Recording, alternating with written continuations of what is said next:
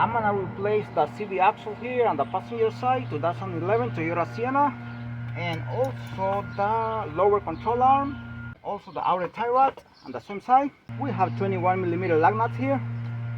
Jack up the vehicle first like this, exactly like this, before getting under the vehicle.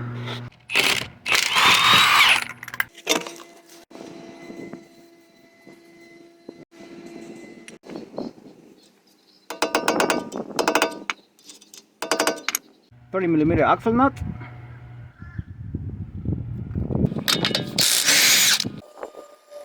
Before I loosen this nut, I'm gonna count the rounds here.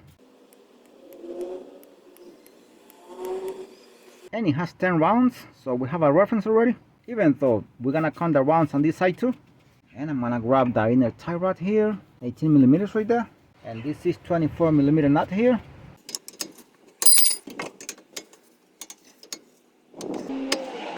17mm nut here for the outer tie rod.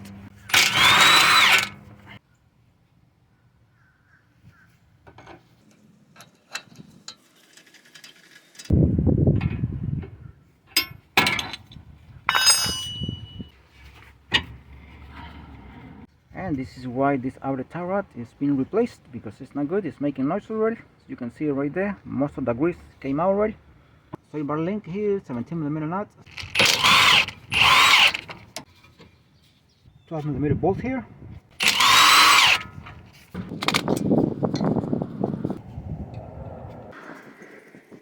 and 10mm bolt here. The strut, 22mm nut, and also the head of the bolt here, 22.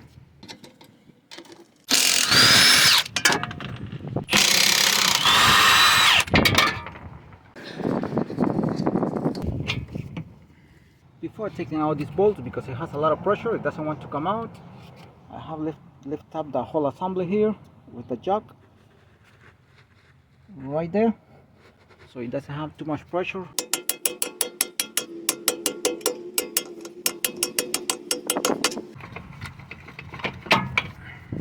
Finally came out.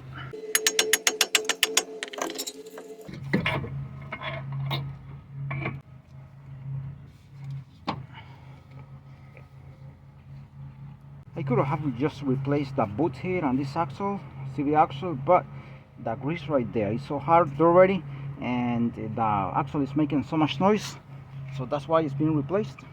The boot got ripped off here and also here. That is the rest of the CV axle right there. And these axles normally they get very stuck from here, from this bracket. Sometimes you have to apply heat, you have to use the torch. This is the snap ring here, the snap ring, so hopefully it doesn't give me the fight, but most of the time they give the fight. I have to take out the motor mount right there, and the motor mount in the front of the vehicle too, in order for to take out the lower control arm. Now the lower control arm is completely decapitated right there, as you can see right there. Really bad. It's completely cut all around, so that's why it's being replaced too. The snap ring, I'm gonna take it out in order to take out this piece of axle here.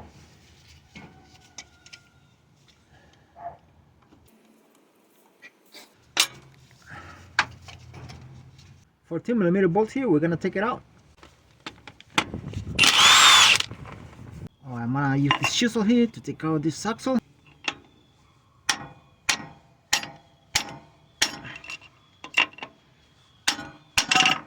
Now I forgot to mention, have a bucket on the floor for any fluid that might come out of the transmission.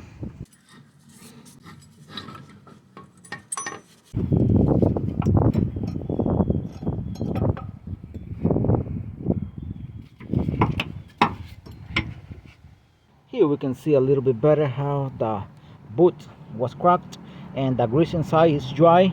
That's why it was making noise already. That's why I did not replace only the boot, but it was too late already. So see, the boot ripped off completely, and this one over here too, it's completely ripped off. This one is same as this one here.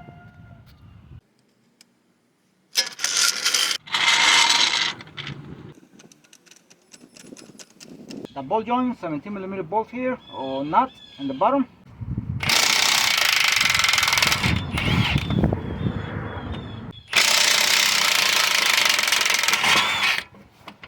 take this one out because the jack is on my way. I'm gonna see if I can use this ratchet here.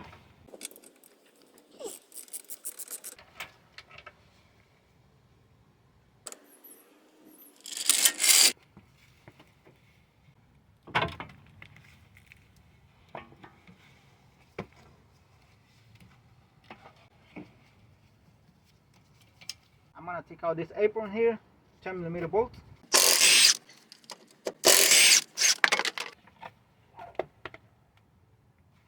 $19mm nut here for the motor mount.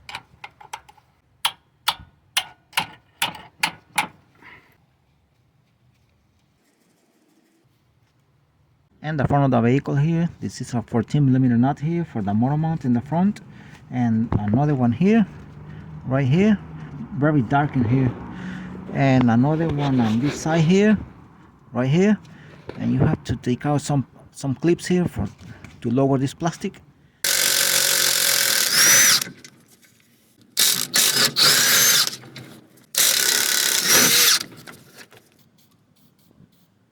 And I'm gonna lift up the engine right now from the bottom, from the oil pan right there.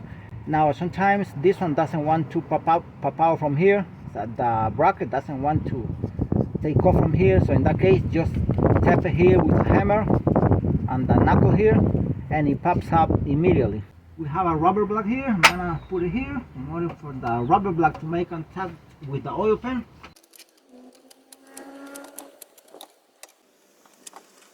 See, it came out very smoothly, but if this is not your case, that you feel like you're putting too much pressure on the engine with the jack and the oil pan, hit it over here or take out this nut, whatever, but you have a few options. Nuts are very stuck. I'm gonna try this one here. They don't want to come out.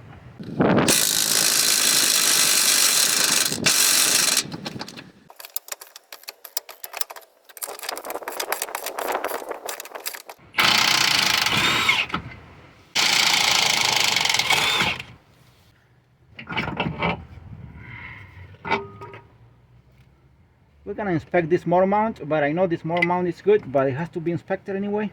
19mm bolt here.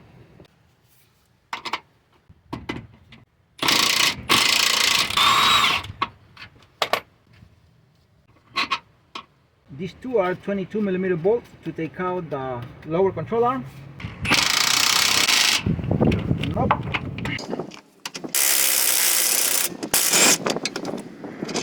At least I could take one out.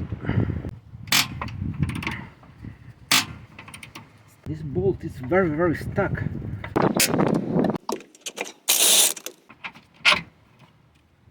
Once I pull them out, I inspect them. The thread is very good on all of the bolts here.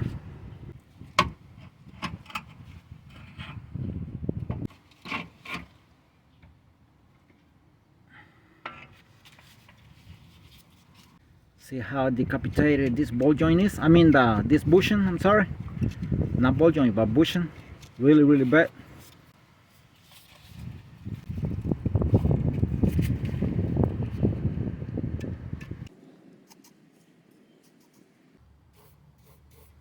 I'm gonna clean the bracket here with a metal brush, with a drill here.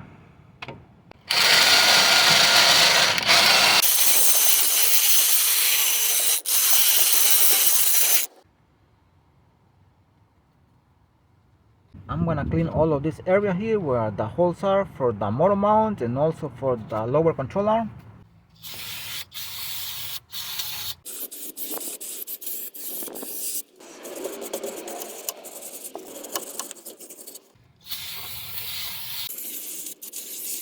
I'm gonna apply anise grease here in all of this area. Alright, I already applied anise grease in all of the area right there. And also I'm gonna be applying on the bracket for the axle right there. And I already apply anise grease. I clean and I apply anise grease right there too, where the control arm is going to be.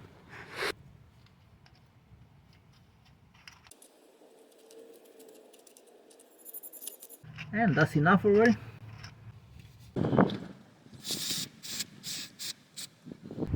This is the new lower control arm. This is the bracket that goes here.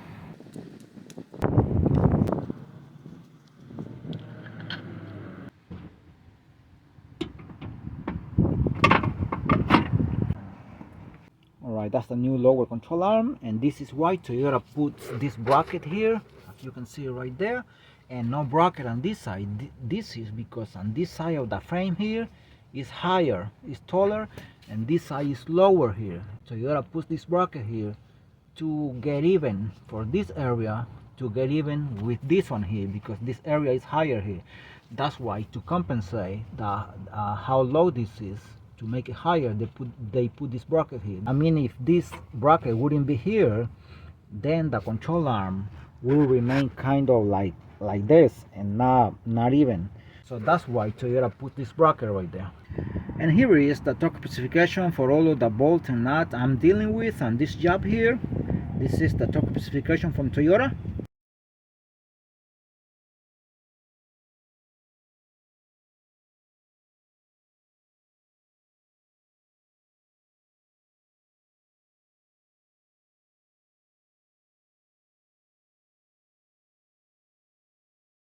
In this case, the bolts in the corner right there of the control arm, it goes like this, in this position like this. That's how Toyota decided to do it.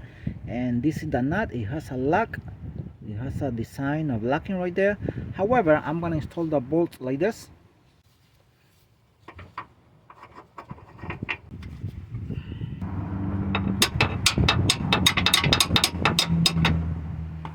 That is good right there.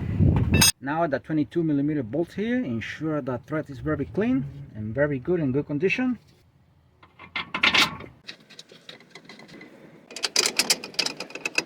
Ensure to thread him inside by hand as much as you can.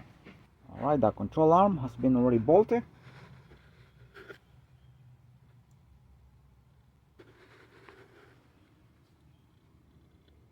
Looking at the back of the transmission, the axle seal right there, this is a great chance to replace it if you need to. In this case, I'm gonna leave it alone. It was replaced about 2 years ago, and this is in very good condition. It's not leaking at all. Next, the outer tie rod here, and this is the information for the outer tie rod. When I lose the outer tie rod, I just did about half turn. I wanted to leave the nut in the same place, so that would be a reference for the new one. Anyway, at the end, after one of these jobs, it's mandatory to do a wheel alignment, but we have to use the nut as a reference anyway. I have already cleaned that thread already.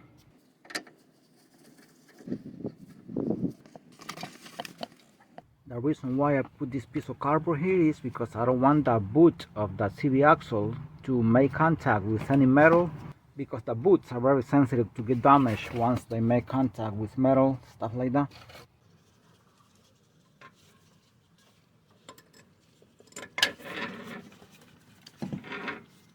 Ensure the bearing here also turns very smoothly with no problem. This one has been compared with the old one and it's exactly the same.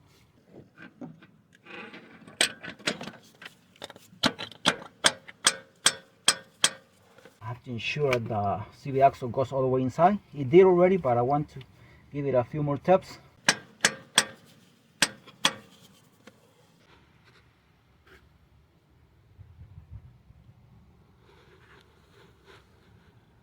That is how it looks like.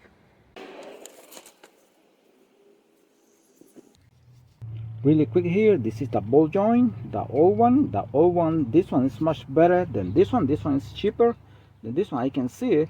I'm gonna take this one out instead of taking this one out, and I'm gonna leave this one because this one is much better. As a matter of fact, it is from Toyota, but this one is in very excellent condition. I already tested, just it doesn't have any play, and also it's much better than this one. So I'm gonna leave it the same one. I might be criticized because of this, but believe me, I have a lot of experience with cheap ball joints and with good ones. So this one will last longer than this one. So I'm taking this one out.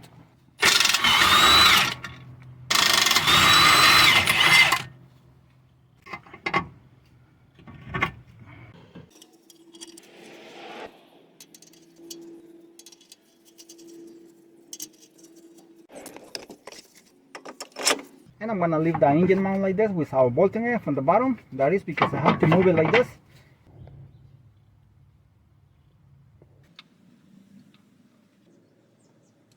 And the front motor mount, the holes with the stud on the motor mount, they are lining up already.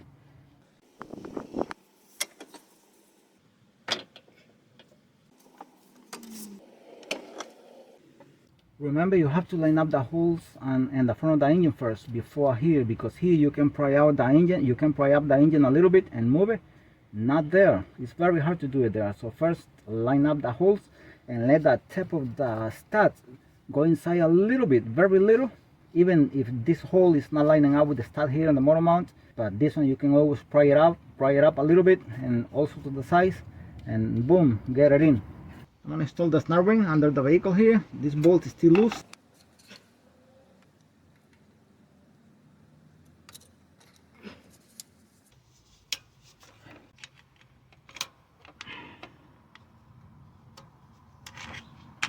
So just touch inside and the other side just to make sure the snap ring is inside the channels, so it's locking very well, so the axle will not come out.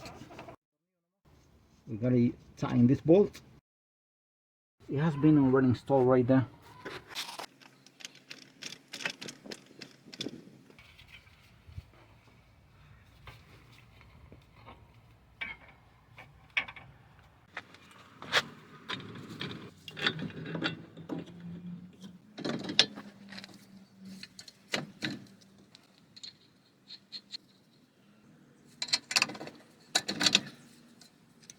You can leave the head of the bolt anywhere.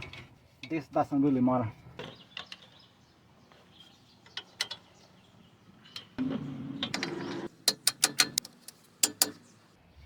Remember, 22mm bolt and nuts.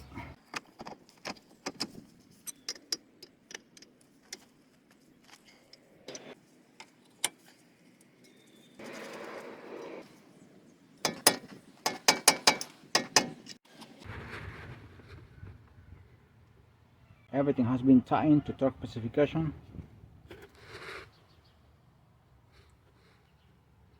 Also in the front of the engine, the motor mount.